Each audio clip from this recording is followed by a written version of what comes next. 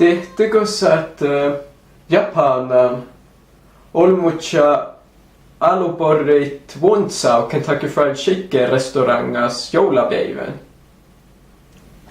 Mannen. Tai niinku sijäkki, että amerikkalaisia porrittaa joulapäivän. Ligo sadness.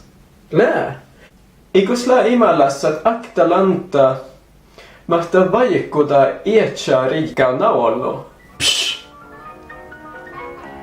Benjamin och Musse står som vanligt för Tallalliga kalanka jovla. En rad gamla vänner, både Snövit, Lady och Lufsen och andra ni känner. Ja, vi ska också ta er med på äventyr med Karan.